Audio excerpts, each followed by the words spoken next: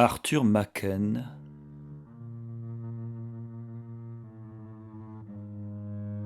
le grand dieu Pan.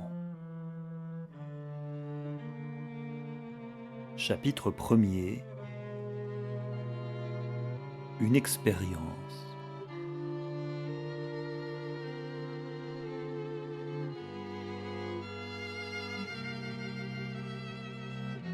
Je suis très content de vous voir, Clark, très content. Je craignais qu'il ne vous fût impossible de venir. J'ai pu m'arranger pour quelques jours. Les affaires ne vont pas beaucoup par le temps qu'il fait. Mais vous, Raymond, êtes-vous sans inquiétude pour ce que vous allez essayer, et cela ne présente-t-il aucun danger? Le long de la terrasse qui bordait de front la maison du docteur, les deux hommes se promenaient sans hâte.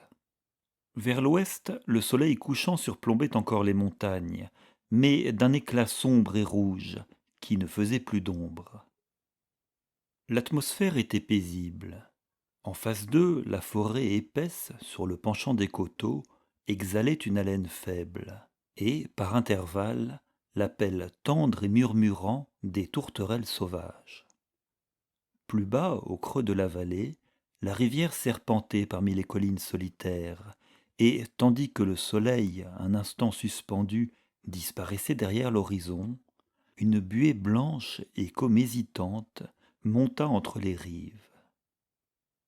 Le docteur Raymond se tourna brusquement vers son ami.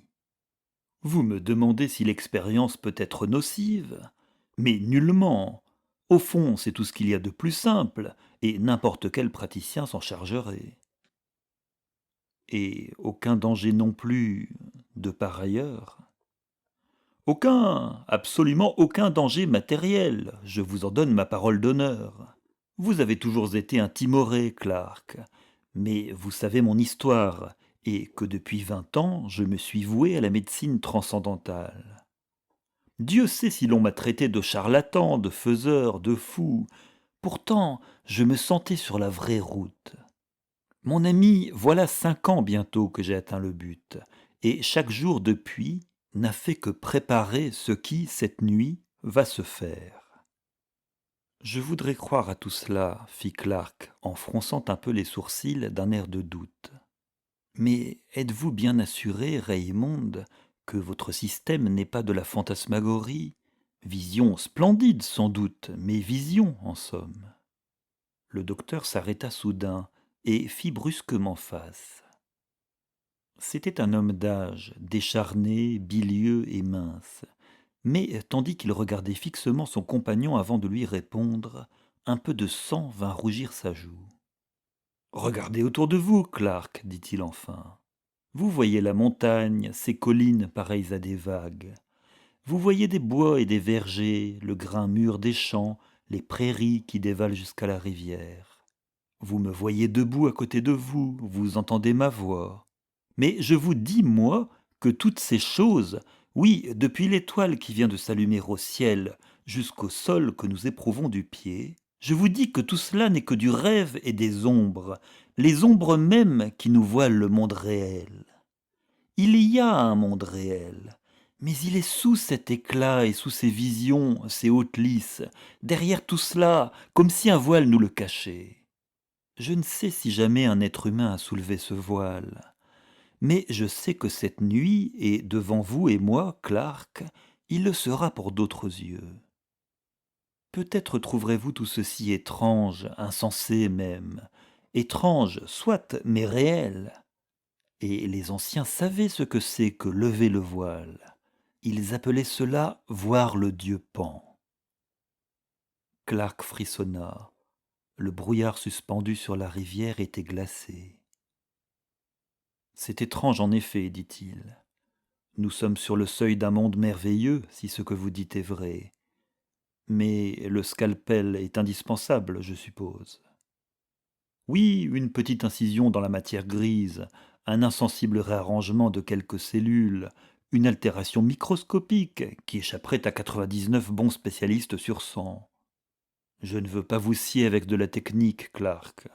Je pourrais vous donner un tas de détails professionnels qui vous paraîtraient très imposants et vous laisseraient aussi éclairé qu'auparavant. Mais il vous est arrivé, je suppose, de lire par hasard, dans quelqu'un de ces coins de journaux qu'on saute d'ordinaire, que d'immenses progrès ont été accomplis récemment dans la physiologie du cerveau. Je lisais un article l'autre jour sur la théorie de Digby et les découvertes de Braun-Faber. Théories et découvertes. Il y a 15 ans que j'en étais où les voilà. Et inutile de dire que je ne suis pas resté en place depuis 15 ans. Sachez seulement qu'il y a 5 ans, je fis la découverte qui me faisait dire tout à l'heure que j'avais atteint le but.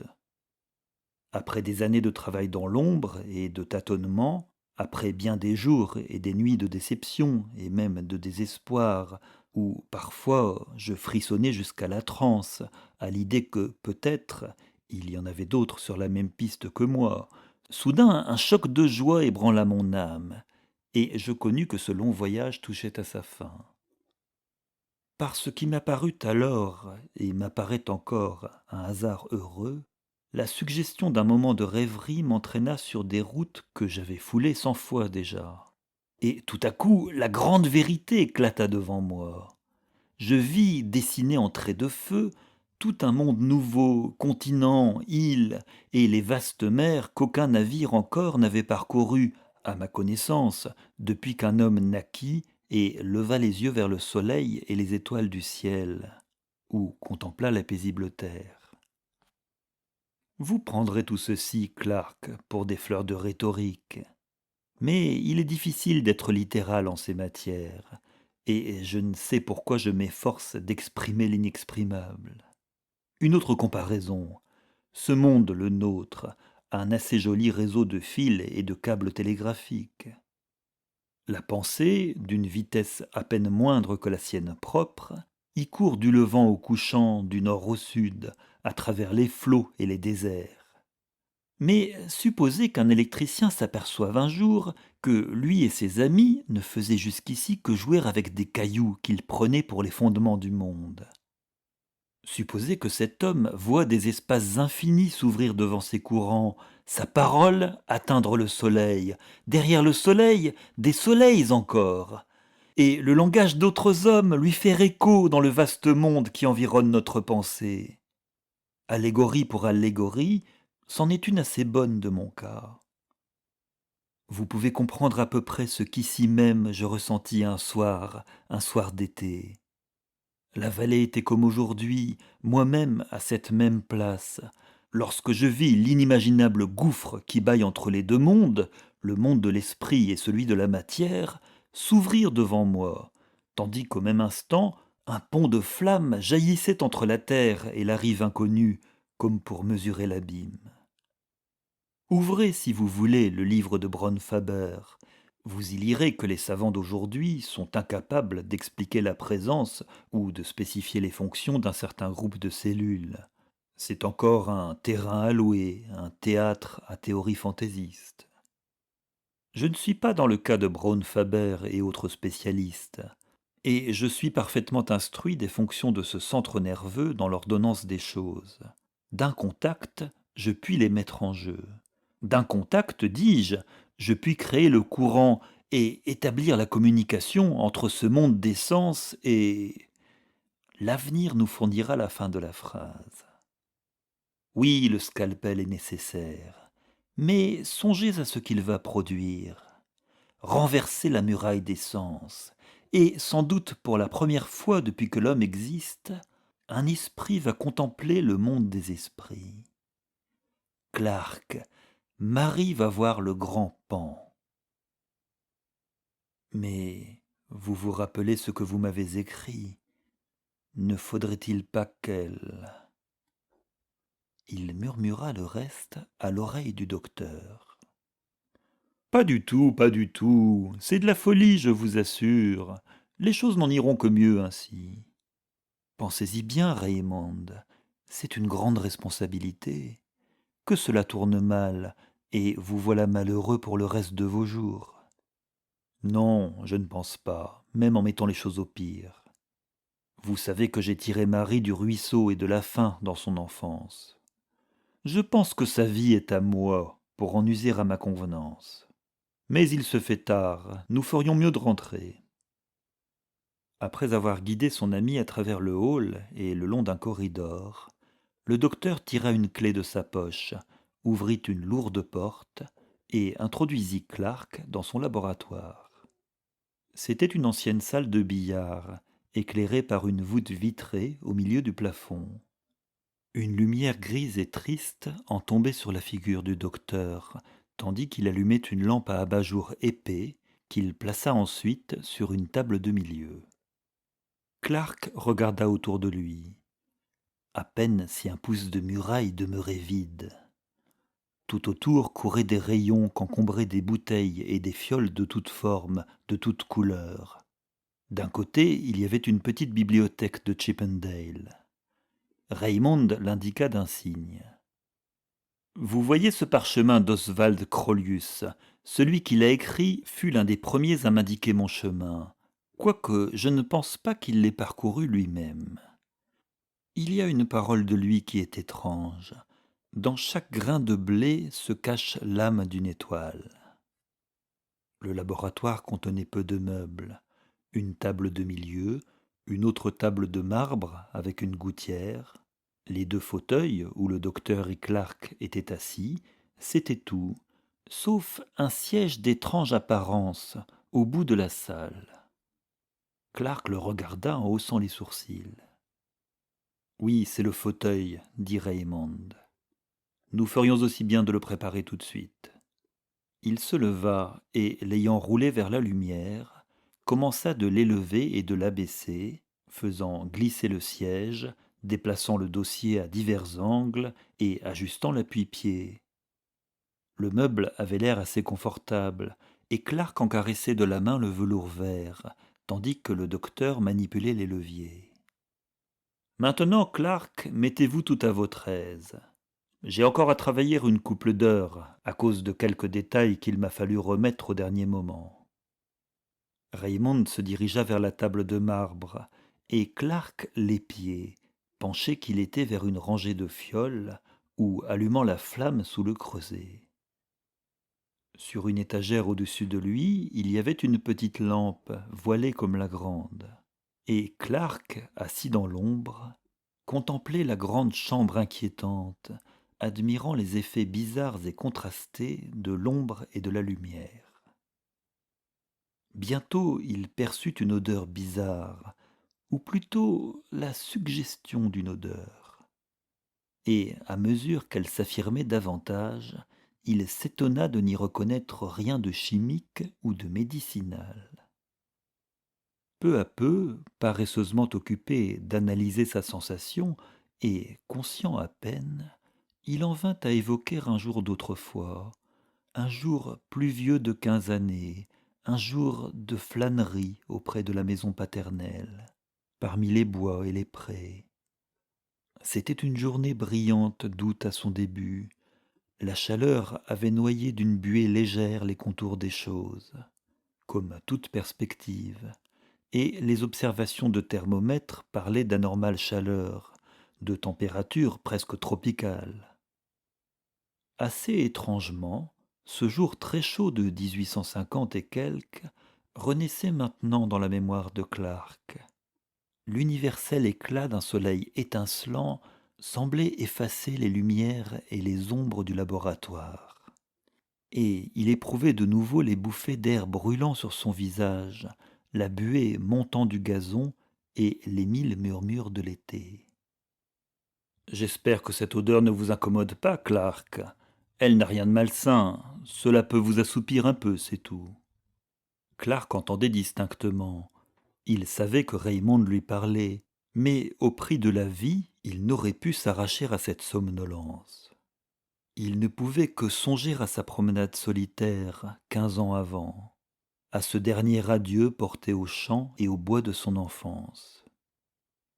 De nouveau venait à ses narines l'haleine de l'été, les parfums mélangés des fleurs et des bois, ou de ces abris frais et noirs que la chaleur rend plus désirables parmi la profondeur des feuillages. Mais la bonne odeur de la terre, étendue comme une femme qui offre ses bras et ses lèvres riantes, dominait toutes les autres. Sa fantaisie le fit errer, comme il avait erré jadis, des champs au bois, le long d'un sentier sous des hêtres. Et le murmure de l'eau égouttée du roc chantait une claire mélodie dans son rêve.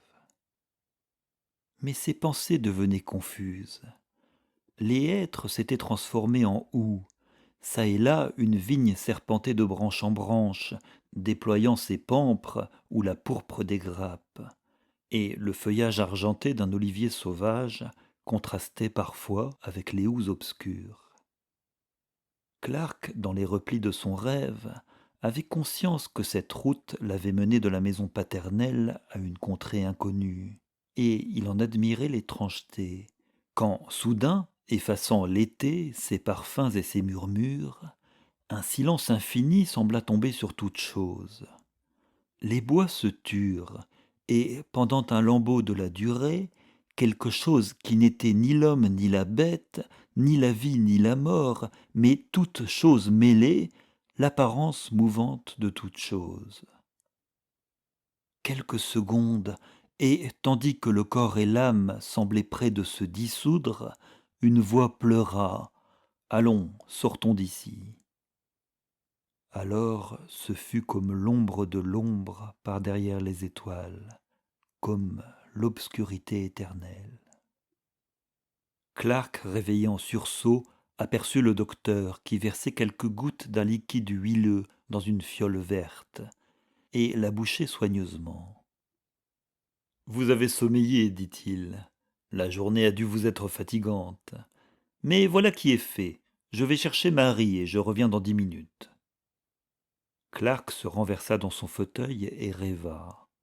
Il lui sembla passer d'un rêve à un autre, que les murs du laboratoire allaient se fondre, disparaître, et lui s'éveiller à Londres, frissonnant de ses fantaisies nocturnes. Mais la porte s'ouvrit, le docteur parut. Derrière lui, une jeune fille de 17 ans, tout en blanc. Elle était si belle que Clark ne s'étonna plus de ce que lui avait dit Raymond. Il la voyait rougir de la face, et de la nuque et des bras, mais le docteur semblait inébranlable. Marie, dit-il, le moment est venu. Mais vous êtes libre. Vous plaît-il de vous confier à moi entièrement? Oui, mon ami. Vous entendez, Clark, vous êtes témoin. Voici le fauteuil, Marie, il est commode. Asseyez-vous et tenez-vous appuyé. Êtes-vous prête? Oui, mon ami, toute prête. Donnez-moi un baiser avant. Le docteur se pencha et baisa ses lèvres avec assez de douceur. Maintenant, fermez les yeux, dit-il. La jeune fille baissa ses paupières, comme si ce fût de fatigue, et attendit le sommeil. Raymond lui mit alors la fiole verte sous les narines, et sa face devint blanche, plus blanche que son vêtement. Elle luttait faiblement encore, puis, avec cet esprit de soumission qui était si grand en elle, elle croisa ses bras sur sa poitrine, comme un enfant qui va réciter sa prière. La brillante lumière de la lampe tombait d'aplomb sur elle, et Clark épiait les changements de ses traits, comme par un jour d'été, sur des collines, les transitions du soleil et des nuages. Maintenant, Marie était pâle et tranquille, inconsciente même, comme le constata le docteur en relevant une de ses paupières. Alors il pesa lourdement sur un des leviers pour abaisser le siège. Et Clark le vit couper à la patiente un rond de cheveux comme une tonsure, rapprocher la lampe, saisir quelque chose de brillant dans une trousse. Clark se détourna en frissonnant. Quand il regarda de nouveau, le docteur bandait une petite blessure qu'il venait de faire. « Elle va s'éveiller dans 5 minutes, dit Raymond, toujours parfaitement froid. Il n'y a plus rien à faire que d'attendre. Les minutes semblèrent lentes, et l'on pouvait entendre le tic-tac pesant et bas d'une pendule dans le corridor. Clark se sentit faiblir, ses genoux s'entrechoquaient sous lui, il se soutenait à peine. Soudain, un long soupir s'éleva. Soudain, la couleur évanouie revint aux joues de Marie.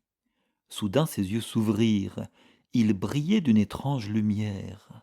Une grande admiration apparut sur sa face. Ses mains s'étendirent comme pour toucher une chose invisible. Mais presque aussitôt, l'admiration fit place à l'épouvante, ses traits à un masque hideux, et elle fut prise d'un tel tremblement qu'on eût cru voir son âme lutter et palpiter dans sa prison de chair, vision horrible qui fit se ruer Clark au dehors, tandis que la jeune femme tombait en hurlant sur le sol. 3 jours après, Raymond menait Clark au chevet de Marie. Elle était réveillée et roulait la tête de droite à gauche, en ricanant. Oui, dit le docteur, toujours froid, c'est grand dommage. Elle est idiote irrémédiablement. Mais c'était inévitable. Et après tout, elle a vu le grand Pan.